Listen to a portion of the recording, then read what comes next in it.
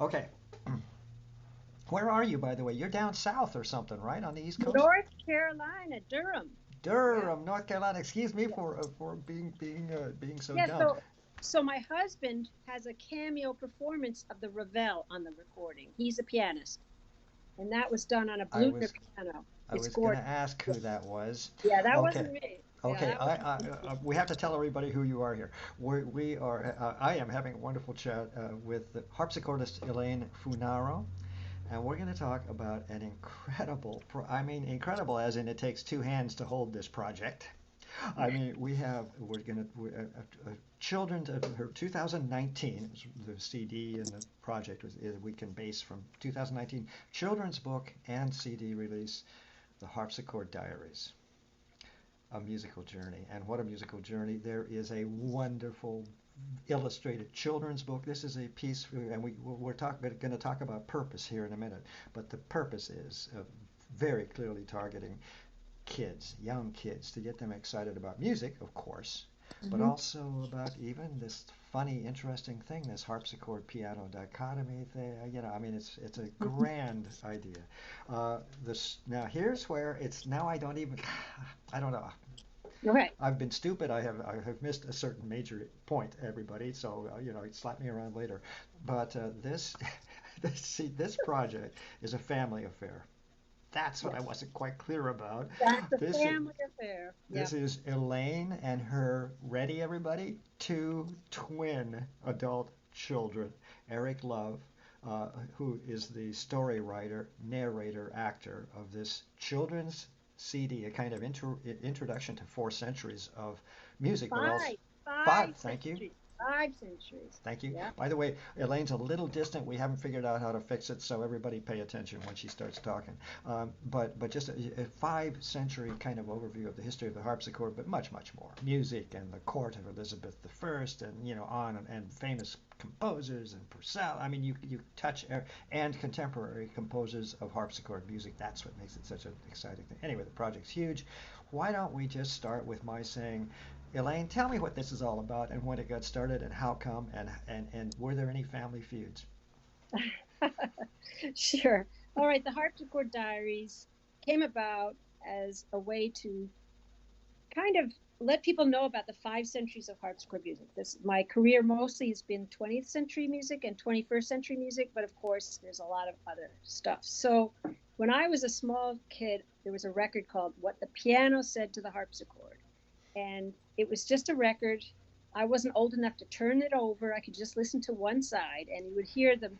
It was a dark and stormy night, and in the corner of the living room was the piano, and in the other side was the harpsichord doing a very sad song.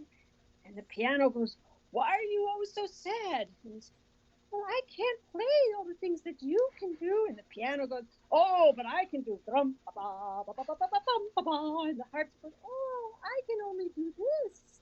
And as a kid, to hear these instruments come to life with voices, just I loved it so much. So I thought when I grew up, and eventually I married a pianist, and then we had these incredibly talented kids. It was like what a perfect way to have the next generations have the harpsichord and the piano talk to each other. So that was the beginning of how this project came about. Well, that all by itself is some story. Let's talk just a little bit. We just didn't, because you pretty well have covered the territory, but just a little bit about how, because I'm always so curious about when, you mentioned in a way as a young kid, but how come harpsichord? I mean, were you steered at a piano and then did harpsichord peek out of a closet or what? Well, I was known as the band aid, first of all, in music, in elementary, between elementary, middle school, and high school. I played 11 instruments. So I was playing the oboe, "Oh, we can't play Wagner. We don't have a bassoon player. I'll play. And then, "Oh, I had to accompany the choir." And then, "Oh, we need somebody to play. Oh, listen to these madrigals. Let's sing madrigals." And then a family came into town and had a harpsichord kit. And we had a really great orchestra conductor. And I was, of course, playing piano at the time. And he said, "Well, we could play Brandenburg concertos and use a harpsichord." And it was just like, wow, that's fun. And so all of a sudden I started hearing the sounds of that. Then I went to Interlaken and joined one of the first classes of George Leuchtenberg, who became a very influential person in my life. And that was in the 60s, and that was the beginning. Yeah. It's And he, fascinating, isn't it?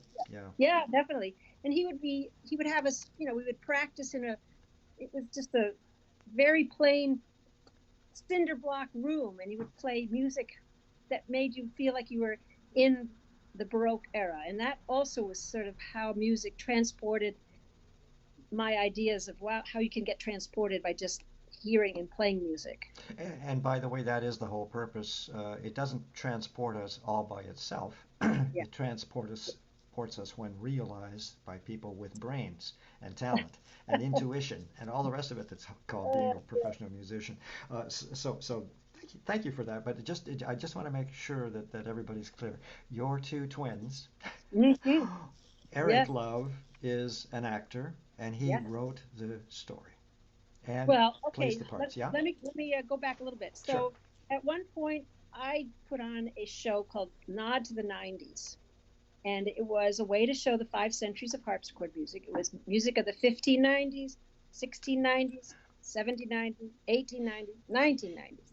And at one point, Eric was still in high school at that time, and he said, "Well, Mom, let me help you with all the costumes." And he was, already showing his proclivity as a director. But, I'm not an actress as he is an actor. And I'd rather play the music than say lines and change my costumes on stage. And, I did it many times. I did it in 11 states. I toured with it, but it, eventually you can't do only that one show. So Eric was like, well, let's make it something more permanent. And so that's how the idea of the book came about. So the program is actually my nod to the 90s show, the music. Oh, the Yeah, connection, the yeah, connection. yeah, It's amazing how we. I don't want to. Well, I'm using the word kind of reinvent ourselves, but what I mean by that is, as creative people, just as Bach and all the others have. Come on, it's uh, nothing new. yeah, right. We reinvent. Yeah, So this was the you just described the germ that was all good and steady and all by itself, and then that yeah. was the germ that became this project Well, as well. well, actually, the thing that was interesting about it was there wasn't much music written in the 1800s for the harpsichords. I knew of one piece in the 1890s, and that was the pivotal piece. It's like, well, if I know a piece from the 1890s, I know many pieces from 1990s, and then you go backwards. In 1790s is not the best time for the harpsichord because that's when the French Revolution was going on, but there was some very, and you'll see in the book that it's a very historic moment, and it's a true story. And then you've got 1690s, there's Percival, and then you go to 1590s, you have William Byrd, and these are all pieces that were published and well loved at the time. So it just worked out.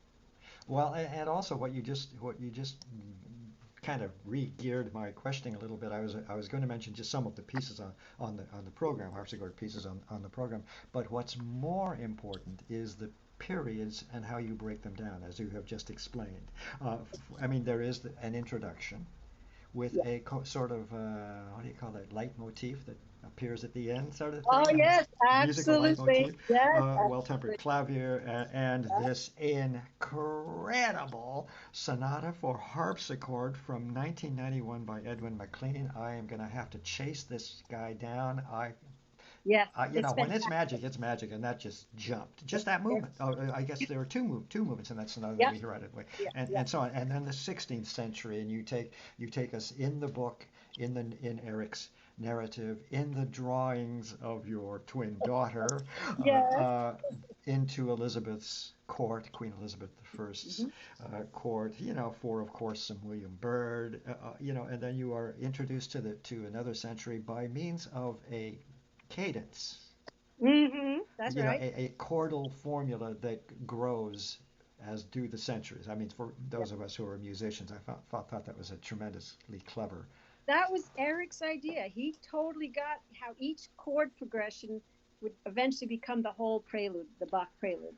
Because in It, fact, as I really going to say here something, this is the whole Alice down the rabbit hole, it but was. but in Yeah. fact it's Elena down the music hole or something, Yeah. down the circle of fifths hole or something like that, or the century. So it's a charming story that kids will immediately jump into because I think so. it takes their imagination and just says, forget the real world, here we go.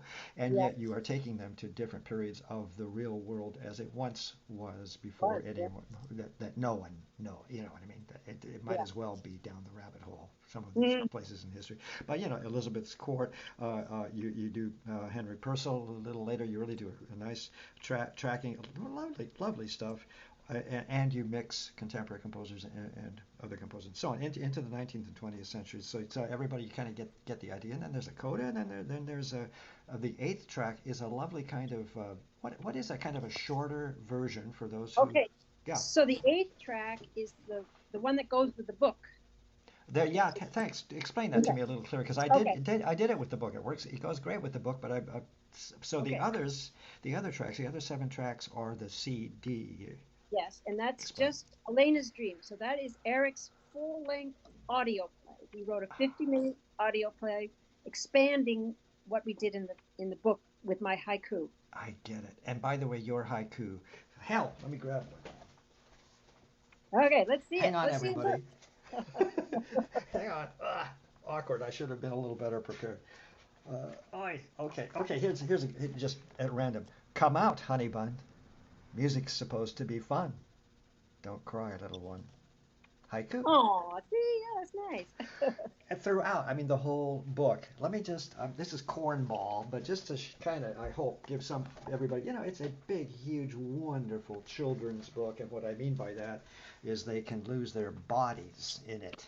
You know, Yeah. and your daughter's illustrations are marvelous, just Well, I was fabulous. going to say, Andrea Love is, she doesn't want to put this on her website because she's an animator. And she's like, Mom, I'm an animator. And in fact, you all need to go to Andrea Animates, and she's doing some amazing projects. And I'll She's get that on, up there. You'll yeah, point me for Cooking with so I can get that Wool. website up. Yep, She's that's the. famous for Cooking with Wool animation. She's got over 2.5 million views on that. She's been contacted by the Victoria and Albert Museum. She's been contacted by the UN, NBC TV. She was on the Kelly Clarkson show. Come I on, mean, Mom, knock it off. I mean that's crazy, all because of her 20-second video. It's amazing. That's incredible. How proud can you possibly be? All right, and let's talk a little. Let me see what I've forgotten here a little bit. Well, we talked about putting the project together, all right. And by the way, what a project! I mean, it was monumental. We're not just talking putting a CD together. No. We're talking Well, about creating a book. also mention the fact here that we use 4 different CDs, one for each of the centuries, pretty much. Hmm. There's all the different soundscapes that we do, and that gives you other things to listen to. I'm proud Oh, of that. oh yeah. Yeah. Thanks. Actually, I think I understand what you were getting at now. I mean, to make sure everybody's clear, this is a story for kids with music, with excerpts from these wonderful harpsichord pieces over the past 5 centuries, but with sound effects and tooting horns and uh, horse-drawn carriages going down the streets of London, for example. The funeral of Purcell, for Yes, example. yeah, that was Oh, true. It's all true. Yeah. and let's talk about the other two truths. Okay. You did touch on, I believe, the composer. Oh, the Hélène Montgeroux in 1792 was brought into the tribunal, and she was to be executed because she was one of the, aristocrats. And they literally brought in a harpsichord, and she played the Marseillaise. And it Marseillaise. was like, oh my gosh, you're such a good musician. You should go to the new Paris Conservatory. And she became one of the highest paid teachers at the new school there. Talk about So, saving your life by the skin of your harpsichord chin, something like that. right.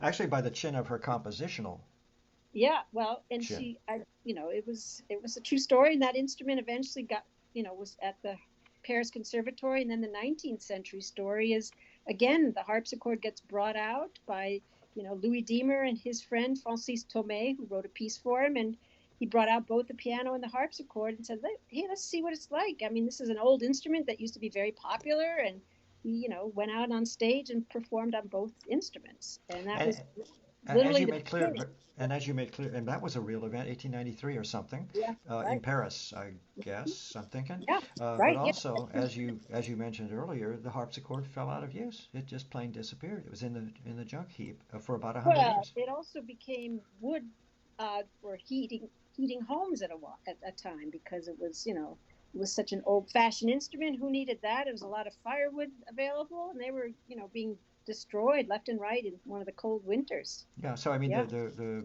book, the story, everything here in this product for children, very deliberate and marvelous project for children, very positive, wonderful. And by the way, the harpsichords of these centuries are animus, are animated Yes. beings, which Yes. is also charming. But in other words, there are good lessons here Yeah. for kids. It, And in fact, one of them is how to practice. Did you catch that?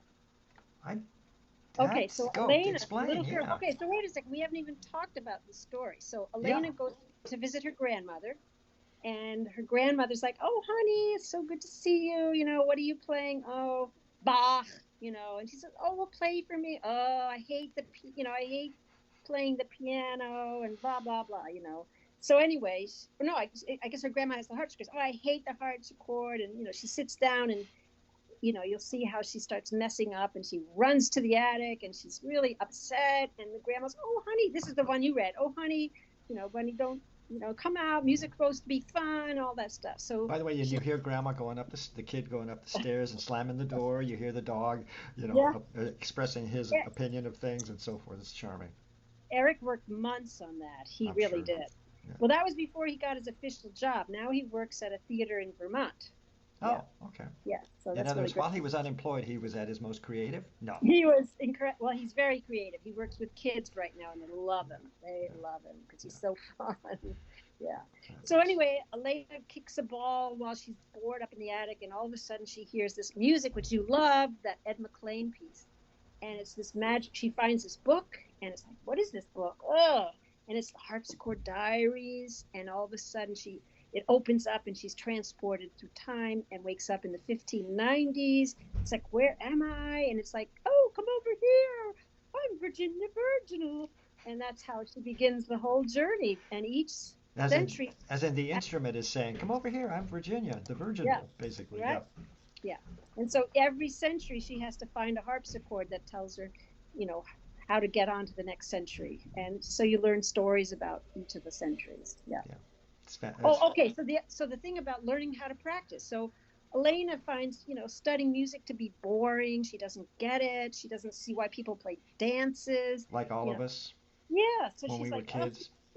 why are we doing that? And so the harpsichords do give her information, and she has much more respect for the whole journey and musical love by the end of the book. And that's the whole moral to the story. So So, who by the way, is this man in the 1890s? I'm kind of jumping around a little bit. okay. Who brought the harpsichord and the piano together for the first time for a Yeah. recital? What a great idea, by the way. Yeah. We don't see He that enough, even.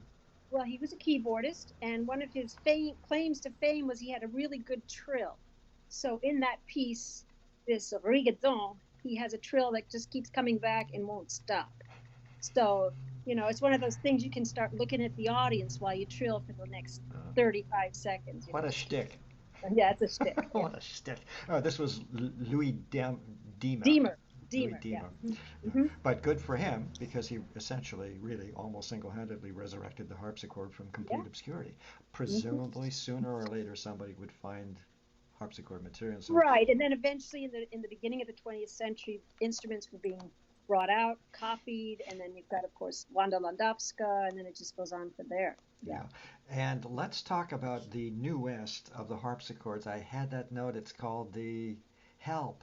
You know what I mean? The most recent. Hang on. Oh, The you harp. mean Opus 333? You got it. Because in a way, it's connected to, isn't it, in the same kind of prism as the Kenneth King? In other words, a new Well, instrument of the present time. exactly. But So go Kenneth King is Kingston. Okay, did you get all the names? of the So harpsichords that are. yes, they're all plays on the names of the instrument Yeah, builders. So got it. Kenneth King is Richard Kingston, who's a Southern guy and has a nice Southern accent. So that's why Oh, Eric. oh, that's it. I didn't make that connection. Oh, you're too Okay. clever. Eric is too clever. Okay. Oh yeah. So Virginia Virginal, that's easy, right? And Yeah. then we have Joop Klinkhammer. So we have Henrik Hammer Yeah. for the middle. Gotcha Okay. now. Okay, And got then it. Looking at him. and then the Dowd, right? You've got the But Thomas Taskin, there's no Okay. play on words Okay. there. So that my Dowd harpsichord is a Tascam copy. Ah, So, okay. It's so complicated, everybody. Uh, I know, but it's got a lot it, of layers in it there, a lot of layers. so you see what I mean about why I wanted to know because I saw it on your website about this. Oh What yeah, is Opus. Okay, so Opus Opus 333? 333 is Richard Kingston's last grand opus harpsichord. And because I play so much contemporary music, he had said to me, "We need to make a modern instrument." And in fact, I will give you a link to a video about the making of that harpsichord. Perfect. That's My what I want. daughter made an animation called Birth of a Harpsichord. And that was her first job before she also became self-employed. So there Do you you get go. any tithing from them as their parent? 10%? Come on. Anyway, sorry. I couldn't Not resist it. yet, not yet.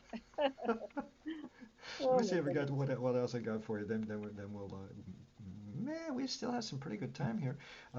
Let's see. Well, the earlier it occurred to me. I always kind of almost always answer this question, but when you're putting together a CD, you have choices to make. Now you had 6 centuries of choices to make. How hard was it? The choices Well, you made. it was 5 centuries, Sorry, and 5. it was nod to the 90s. It was that program that I had made. It wasn't Okay, so difficult. go back to that program. What kind of an agony was it for you Okay. to make those choices?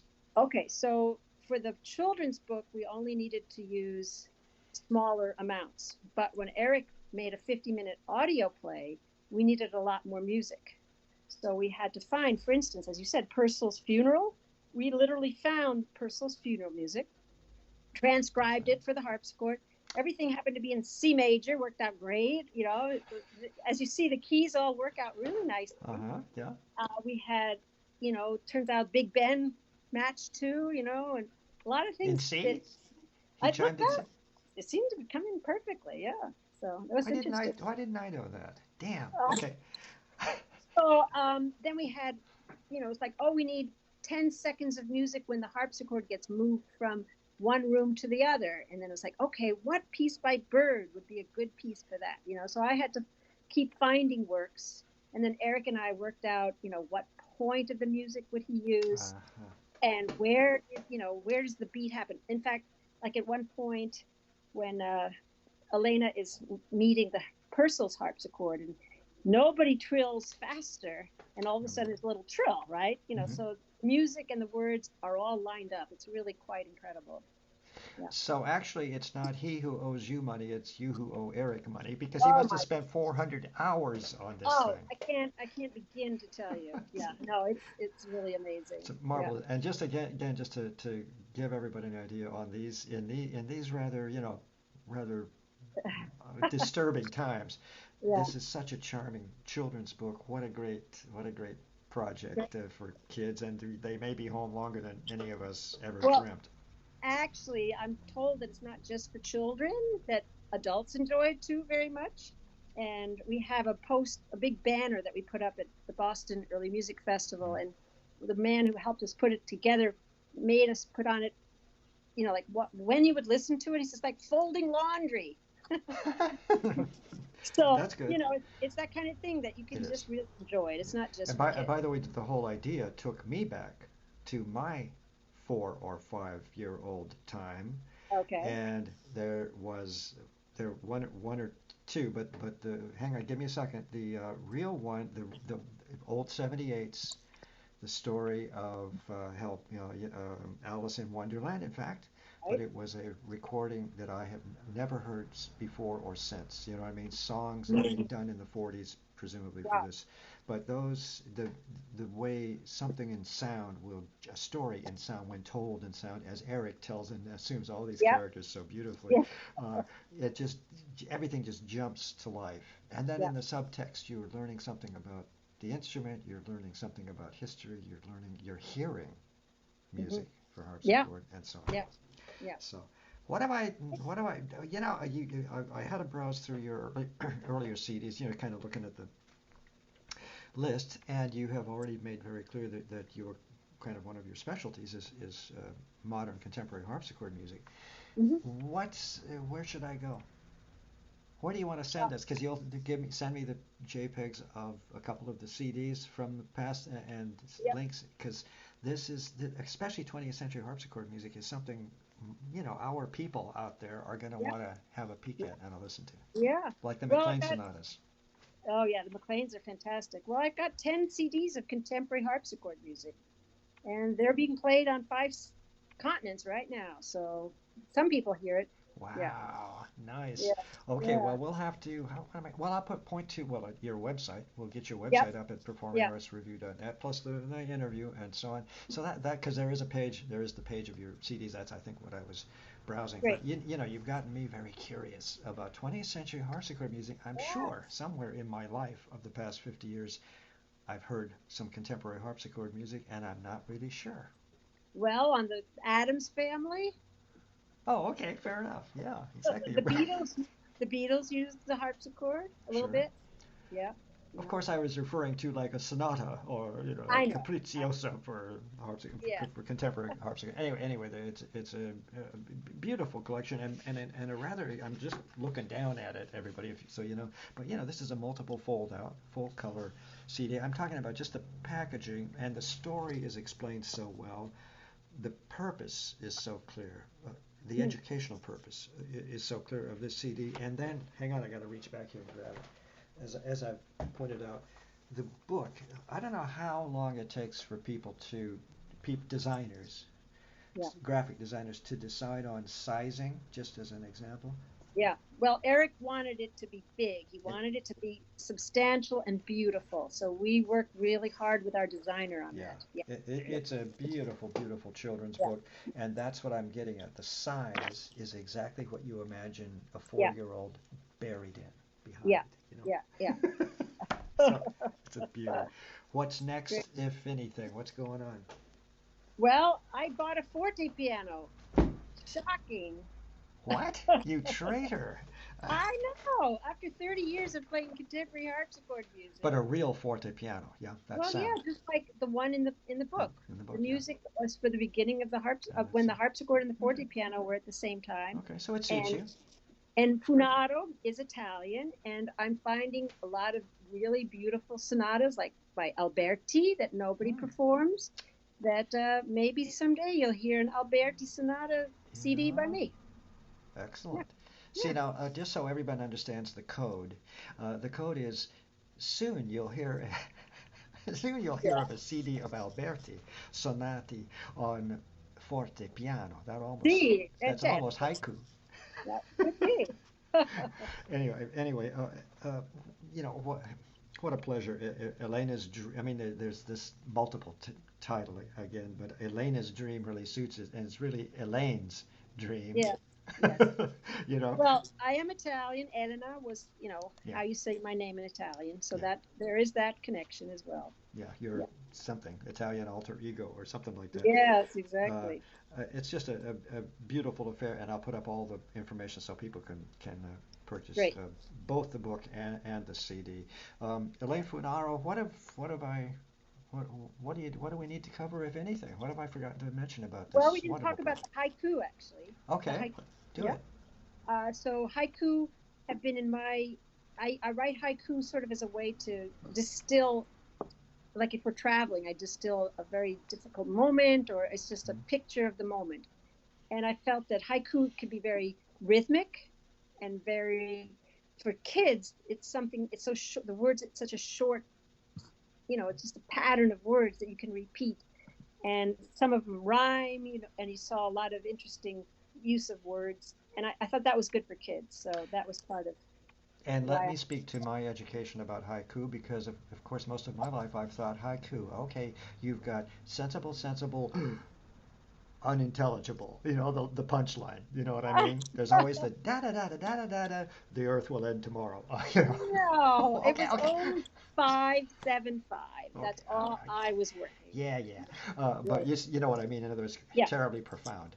And Right. what I found so enjoyable reading all of your haiku in the book is, as you just said, some are just wonderful little poems that kids are going to Yeah. get right away, Yeah. whether or not they have any idea that they're dealing Yeah. with a They're not haiku going to know form. it's a haiku, but they all are haiku. Yeah. Yeah. In that So form. Yeah. yeah. Yeah. So But that's another wonderful triumph of education. you know. And there is a spider to follow Yeah, through the what's whole. that about? All right, well, that was Andrea's idea. Let's Yes. make everybody clear. In the book, in the illustrated book, is there's almost always a spider present. Well, her name is Spinnet. Spinnet the spider is present. Yeah. Tell us hmm why. Well, a spinnet is an old harpsichord, right? Okay. Okay. And spin it like you spin the That's weave. too deep. Oh. But I should have gotten that one too. I'm terrible at inside jokes or something. So that it is actually called a spinnet spider, and I should have well, known that. she's we call her Spinnet. Yeah. Okay, So so we that have a should have. lot of merchandise. We've got a little pin of Spinnet the spider. We've got all You kinds haven't of. missed a beat, I so to know say. we've got pencils. We've got all kinds of stuff. Holy Yeah. lordy. Okay, well I better get off and get this thing up so we can you can Great. open up the get the inventory all ready. So harpsichorddiaries.com is the website. harpsichorddiaries.com. Thank you very much. And again, that'll Yeah. be up at the website. So, Elaine Funaro, what a great pleasure talking with Fantastic. you. What a great Thanks. Yeah. Yeah. project, family project, Yeah. two talented twin children, and what a greater what greater satisfaction for a parent than Yeah. to work as a collaborative artist with your two creative children. Yeah. It was fantastic. Yeah. Okay, Yeah. thank on that Great. happy note in Yay. these days of challenge. Let's call it Right. challenge. Uh, Exactly. I think we're going to end it. Great. Thanks All right. very much Thank indeed for the you. time. Yeah. See you. Thank you. Great.